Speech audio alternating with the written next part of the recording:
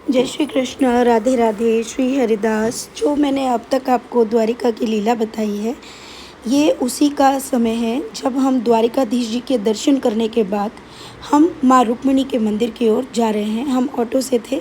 ये है माँ रुक्मिणी का मंदिर, जो कि 5000 वर्ष पुराना है। तो यहीं पर हमारा ऑटो जो है हमने रुकवा दिया है और अब हम अंदर जा रहे हैं। इसमें कुछ शॉट्स रिकॉर्ड नहीं थे क्योंकि हमें बाद में ही वो पता चल रहा था। धरती बहुत ज़्यादा गर्म थी, लेकिन क्योंकि मैं हमेशा मतलब नंगे पैर ही रहती हूँ, सबने इंसिस्ट भी किया कि आप पहन लो। मैंने कहा अब जो होगा देखा जाएगा, चलो। और अब हम आगे आ गए हैं। यहीं पे मुझे भक्त ने रोका कि देखो मैया, यहाँ वो लीप रहा है, लेकिन फिर हमने उसको रिकॉर्ड नहीं किया या फिर रिकॉर्ड हो नहीं पाया। हम आगे की ओर बढ़े हैं। यहाँ पर ये मंदिर की शुरुआत हुई है जब हम ऊपर गए हैं। ये सामने ही वो साड़ी जो बेच रही थी वही दीदी है, वो यहाँ बैठी थी। हम वहाँ पहुँचते हैं और जाकर हमने सिर्फ उनसे ये पूछा कि ये साड़ियाँ किस लिए हैं। उसके बाद मेरी और उनकी वार्ता होना शुरू हो गई है। ऊपर माँ रुक्मिणी के बारे में यहाँ पर भक्तों को पंडित जी बता रहे हैं और इस प्रकार से हमने रुक्मिणी मंदिर में प्रवेश किया था।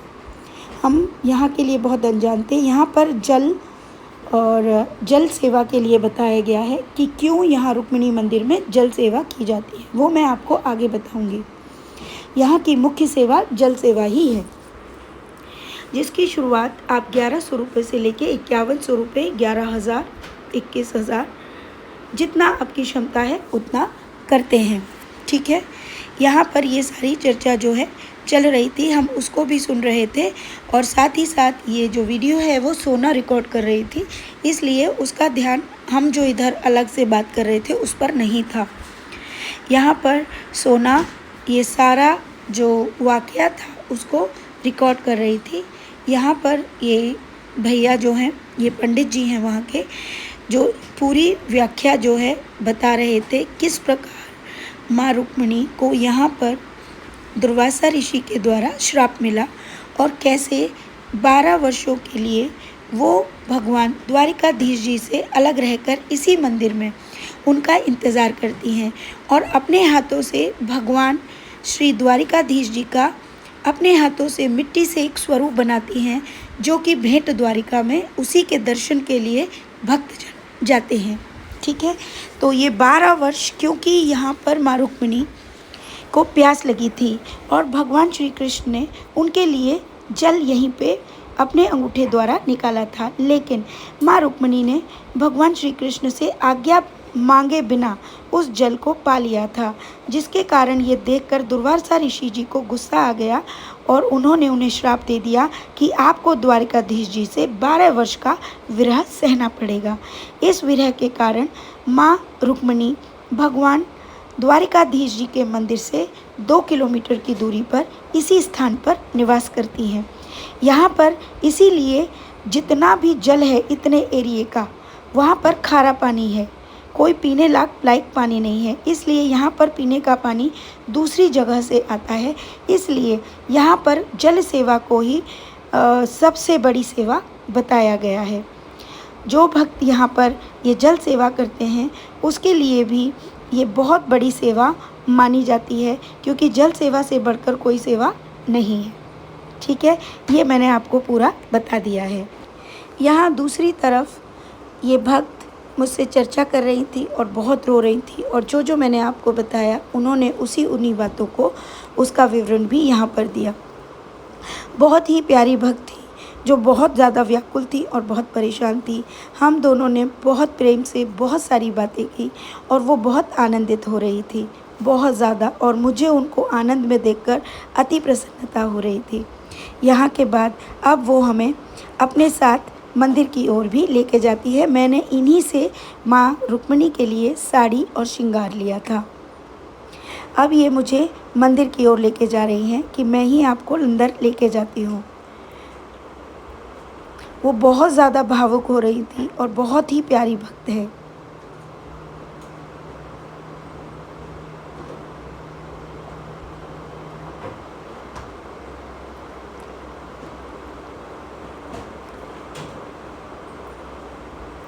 मुझे तो रोने के सिवा कुछ आता नहीं है, सच बोल रही हूँ।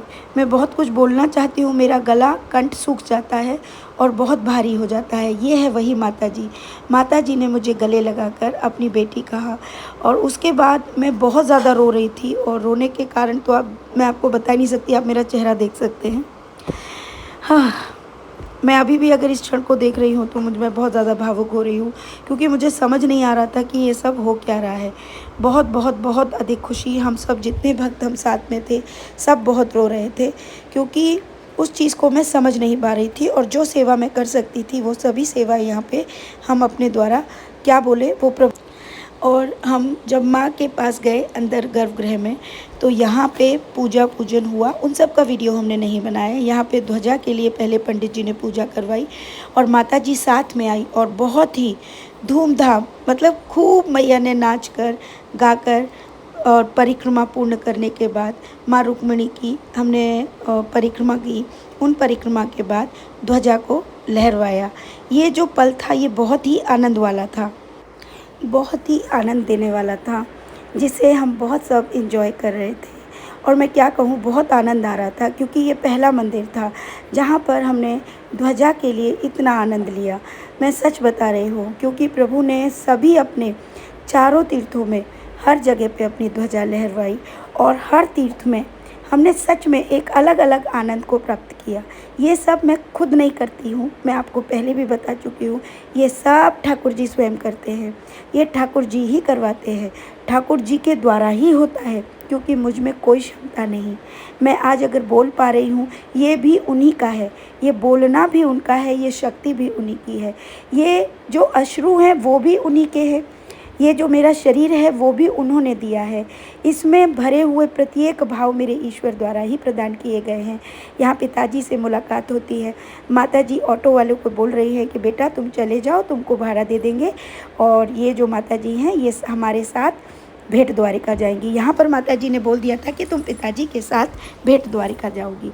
यहाँ पर ध्वजा लेकर ऊपर अब ये जो भैया हैं ये जाएंगे और ध्वजा लहराएंगे।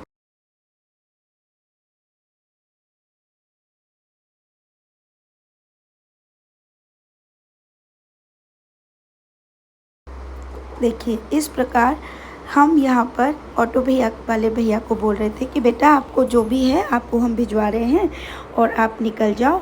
और यहाँ आगे हम जो है यहाँ पे मंदिर जी के जो पिताजी हैं हम उन्हीं के साथ जो है भेंट द्वारिका जाएंगे। यहाँ पर ये सारा रिकॉर्ड हुआ है और आप ये सब अपनी आँखों से स्वयं देख पा रहे हैं। ये माँ रुक्मिणी का 5000 वर्ष पुराना मंदिर है। इस मंदिर में कोई भी चीज़ अपने द्वारा नहीं की जा सकती है। ये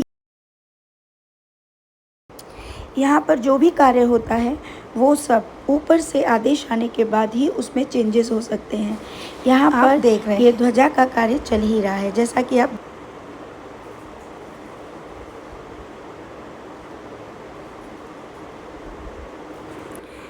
ये सब जो देख रहे हैं ये बहुत ही आनंद के क्षण हैं, जो बहुत ही ध्यान से हमने इसको रिकॉर्ड करवाया था। और ये इस प्रकार ध्वजा भी, दूसरी ध्वजा जो पहले से लहराई हुई थी वो मेरी गोदी में आई और ये हमें प्रसाद में मिली, क्योंकि मेरे को हर तीर्थों से ठाकुर जी ने प्रसाद रूप में अपनी ध्वजा दी है। मैं आपको सभी वीडियोस दूंगी 1 बाय 1, आप देखकर आनंदित हो जाएंगे। यहाँ पर प्रभु ने इतनी कृपा की है कि मैं आपको बता नहीं सकती। ये पिताजी हैं जो हमें भेंट द्वारिका लेके जाएंगे। इन्होंने सोने की द्वारिका का पूरा सेम टू सेम वैसी ही द्वारिका इन्होंने भेंट द्वारिका में बनवाई है।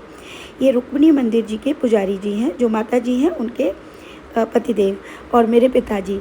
और ये हमें अपनी गाड़ी से अब हमें द्वारिका लेके जा रहे हैं, जैसा कि मैंने आपको लीलाओं में बताया था। और हम सब जो है रो ही रहे थे जब से हमने माँ रुक्मिणी के मंदिर में, द्वारिकाधीश के मंदिर, जिस दिन से हम पहुँचे थे द्वारिका, उस दिन से लेकर और जिस दिन तक हम निकले हैं, यानी 3 दिन, ये तीनों दिन हमारे आँखों के आंसू सूखे नहीं थे। हम सब इतना रो चुके थे कि मेरी आँख में तो ऑलरेडी इन्फेक्शन हो गया था, क्योंकि मेरी आँख बहुत ज़्यादा दर्द कर रही थी और मैं बार बार ड्रॉप डाल रही थी बहुत ज़्यादा, और पूरा चेहरा सूज गया था। आँखें मेरी वैसे ही छोटी हैं और छोटी हो गई थी। मतलब हर बात पे मैं आपको बता नहीं सकती कि प्रभु का क्या आनंद था। कुछ समझ नहीं आ रहा था कि ये क्या क्या हो रहा है। हम लोग सोच नहीं सकते हैं, ये वो चीज़ें हो रही थी जो हमने कभी सोची ही नहीं थी। और यहाँ पर पिताजी ये वही ड्राइवर भैया हैं जो आगे थे, जो अंदर ही अंदर रो भी रहे थे और हम सब भी रो रहे थे। वो कुछ ऐसी बातें बता रहे थे कि मैं आपको क्या ही बताऊँ। और बताने के बाद हम सब उस चीज़ को महसूस कर रहे थे। और ये है वही भेंट द्वारिका पहुंचने के लिए बनाया गया हमारे प्यारे मोदी जी के द्वारा। बहुत ही सुंदर इसको मैं कहूँगी। इसके बनने से भेंट द्वारिका अब प्रत्येक मनुष्य जा सकता है। पहले हर कोई भेंट द्वारिका नहीं जा सकता था, क्योंकि उसे समुद्र के रास्ते नाव द्वारा वहाँ जाना होता था और कई बार बहुत सी दुर्घटनाएं भी हो जाया करती थी। लेकिन ये बहुत सुंदर प्रयास जो है किया गया है, और यहाँ से होते हुए हम बहुत आसानी से भेंट द्वारिका पहुँच चुके थे। भेंट द्वारिका में एक स्टैंड आता है, जहाँ पार्किंग स्टैंड है, वहाँ पर जाके सभी की गाड़ियाँ रुक जाती हैं। लेकिन क्योंकि हम मंदिर के पुजारी जी के साथ थे, इसलिए हमारी गाड़ी नहीं रुकी और हम डायरेक्ट बहुत ही आसानी से भेंट द्वारिका पहुँच गए। और इस प्रकार ये देखिए, अब हम भेंट द्वारिका वाले रोड पर हैं और जल्द ही ये देखिए हम पहुंच गए हैं। ये है सोने की द्वारिका। ये जो द्वारिका ये जो बनाई गई है धाम, ये पूरा धाम जो है इन्हीं पिताजी जिनके साथ हम आए हैं उन्होंने ही बनाया। इसके दर्शन हम दूसरे वीडियो में आपको कराएंगे। बहुत ही सुंदर द्वारिका बनाई है। इसके बाद हम जा रहे हैं अब भेंट द्वारिका में, जहाँ पर मिलन होता है हमारे प्यारे श्री कृष्ण जी का अपने मित्र सुदामा जी के साथ में। साड़ी मैंने पहनी हुई थी, लेकिन साड़ी जो है बार बार ढीली हो रही थी, परेशानी हो रही थी मुझे, क्योंकि गर्मी तो थी ही लेकिन आनंद भी बहुत था। और मैं साड़ी थोड़ा ढीली पहनती हूँ तो मुझे थोड़ा लग रहा था कि अरे बाप रे, ये साड़ी भी, ऊपर से कुछ खाया भी नहीं था, अभी भूखे भी थे। तो हम लोग जा रहे हैं। और एक बड़ी बात कि यहाँ पर हिंदुओं की जनसंख्या ना के बराबर है। सिर्फ 100 में से अगर मैं बात करूँ तो 20%। तो यहाँ पर सभी हिंदू भाइयों और बहनों से मैं अनुरोध करती हूँ कि जिसकी क्षमता हो वो ज़रूर भेंट द्वारिका ज़्यादा से ज़्यादा जाएं, द्वारिका दर्शन के लिए ज़रूर जाएं। और जाकर जो बच सकते हैं वो बसे भी। अपने बड़े बड़े मतलब कुछ भी, कोई भी चीज़ वहाँ पर प्लॉट्स लीजिए, इन्वेस्ट करना चाहते हैं इन्वेस्ट करिए। ये बहुत ज़रूरी है हमारे हिंदू भाई बहनों का, हमारे सनातनियों का वहाँ पर बसना। मैं बस इतना ही छोटे शब्दों में कहना चाहूँगी। बाकी की जानकारी आप खुद ही YouTube और गूगल पर सर्च करके पता कर सकते हैं। यहाँ पिताजी ने हमें माता जी के बड़े भाई से मिलवाया, जो हमें अंदर बहुत ही अच्छे तरीके से दर्शन कराने वाले हैं। और यहाँ पर जो भी सेवाएं होती हैं उनके बारे में संक्षेप में बताएंगे। और यहाँ पर सबसे बड़ा दान चावल का दान बताया गया है, जो आप 15 दिन, 1 दिन या महीने भर, 2 महीने, 4 महीने, 6 महीने के लिए कर सकते हैं, जो कि 1100 रुपये 1 दिन का माना जाता है। ऐसे ही हम जितना कर सकते थे हमने उतना यहाँ पर वो सेवा प्रदान की, जैसा हमारे ठाकुर जी चाहते थे। और यहाँ पर आने के बाद हमें प्रभु के द्वार का 56 भोग प्राप्त हुआ। और ये है वो सोने की द्वारिका, जिसके छोटे से दर्शन अभी करवा रही हूँ, बाकी मैं सेकंड वीडियो में करवाऊँगी। और यहाँ से लौटने के बाद, क्योंकि मुझे ये पूरा वीडियो आपको दिखाना है, जितनी लीला मैंने आपको बताई है, अब हम वही ड्राइवर भैया के साथ हमने कहा कि हमें गोपी कुंड में स्नान इसलिए करना है क्योंकि स्वप्न आया था, जिसमें मेरे लाला ने कहा था कि मैया अगर एक डुबकी लगाएगी तो मेरी 16,108 पत्नियां निकल आएगी। जब उनकी लड़ाई तिरुपति बालाजी से हुई थी, अगर जो लीलाएं देखता है उसको याद होगी। यहाँ पर ये भैया सिर्फ रोए जा रहे थे, हमें कुछ समझ नहीं आ रहा था। ये यहाँ पर ये देखिए आप सुनसान, हम जा रहे हैं गोपी कुंड की ओर, जहाँ पर हमारी गोपियों ने जो ब्रज से आई थी द्वारिका, उन्होंने अपने देह का त्याग किया था इसी कुंड में। तो मेरे पुत्र ने कहा है ये मेरा भाव था, तो चाहे कुछ भी हो मुझे तो वहाँ पर स्नान ही करना है। यहाँ पर भैया बहुत सारी बातें बता रहे थे। गोरख बोले वाणी कोई बिरला उसको पहचान के जानी। तो जिसको भगवान ने जो चीज में जो रूप में संतोष दिया है, उससे बड़ा कोई सुख ही नहीं।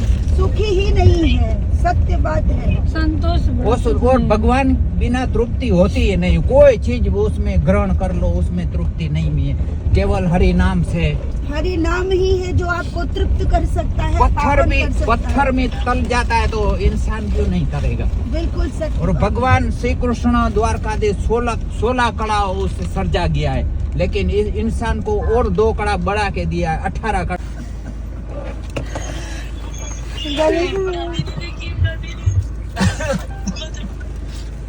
राधा आगे राधा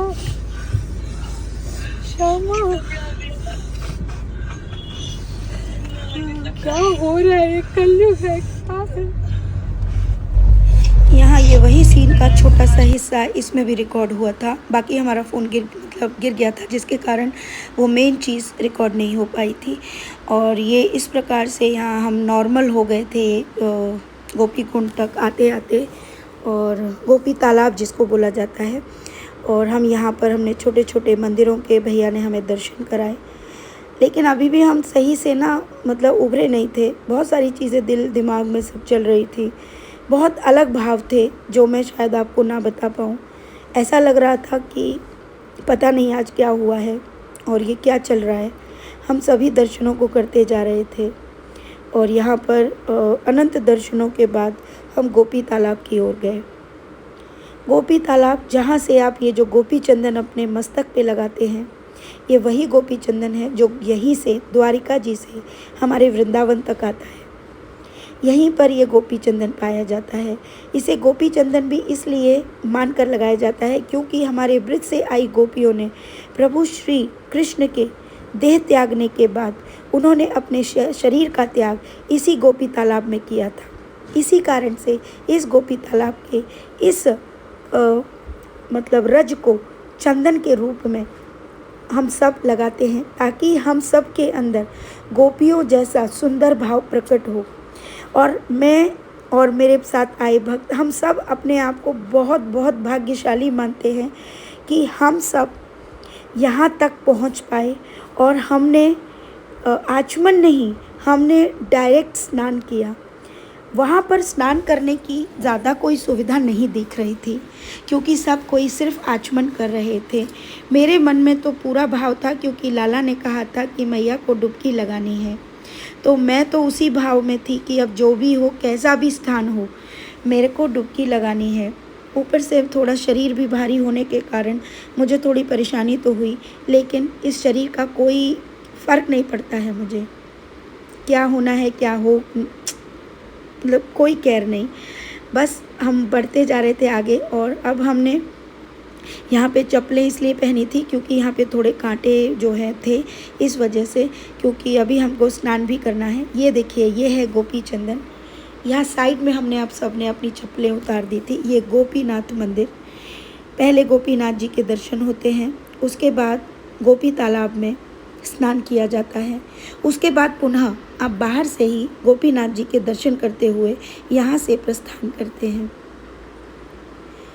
हम सब पहुँच चुके हैं, भैया इंतज़ार कर रहे हैं। चप्पलें हम सब ने यहीं पे उतार दी हैं और अब हम देखिए, यहाँ ये गोपीनाथ मंदिर है। दर्शन हमारे हो गए हैं और दर्शनों के बाद ये सामने है गोपी तालाब। देख रहे हैं यहाँ पे गौ सेवा लोग करते हैं, आते हैं भक्तजन, ये सब खिलाते हैं। देखिए, एक दिन ये खिलाने से क्या पुण्य मिलेगा। हाँ, इतना पुण्य ज़रूर मिलेगा कि जो इनको बेच रहे हैं उनको कुछ पैसा मिलेगा, उसी पुण्य को भगवान आपको प्राप्त करवा देंगे।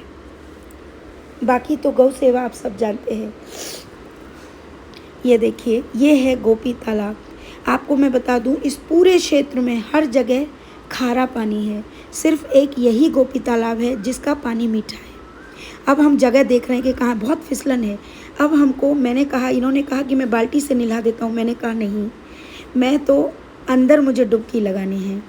अब इस पे चढ़ के भैया मैंने तो छलांग लगा दी, होगा सो देखा जाएगा, पाँव में थोड़ा लगा भी। पर ये तालाब में आने के बाद मेरी अलग थी। यहाँ पर बहुत गहराई है, इन्होंने मेरा हाथ पकड़ा हुआ था, यहाँ सोना और इन्होंने डुबकी लगाने के बाद मुझे खींचा। लेकिन इन्हें मालूम था कि बहुत ज़्यादा चिकना होने के कारण, ये देखिए पीछे से ये जो बच्चा आपको दिख रहा है, ये अचानक से कहाँ से आया पता नहीं। अब इसको तैरना आता है। इन्होंने हमारे हाथ पकड़ के यहाँ पर मैंने जितना न जाने मैंने कितनी मतलब डुबकियाँ लगाई हैं कि मैं खुद नहीं जानती हूँ। मैंने सब भक्तों के नाम की भी एक डुबकी लगाई थी, बाकी मेरे शिष्यों के नाम की भी मैंने डुबकी लगाई थी।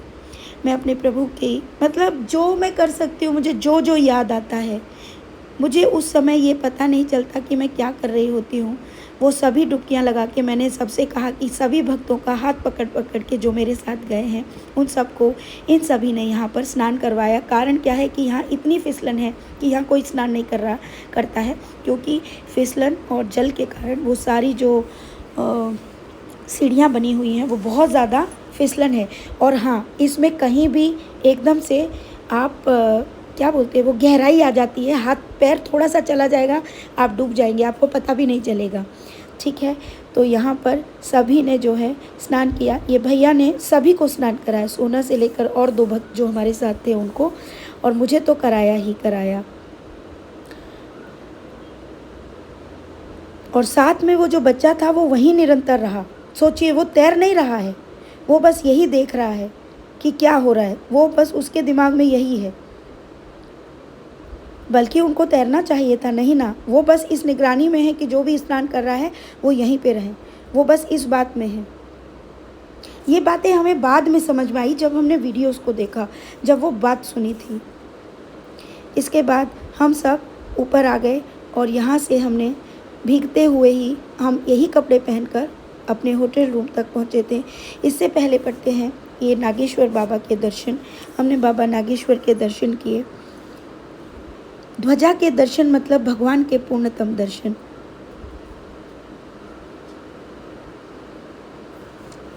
और इस दर्शनों के बाद हम सीधे अपने होटल रूम की ओर निकल चुके थे, क्योंकि शाम हो रही थी। यहाँ पर बहुत अधिक भीड़ थी।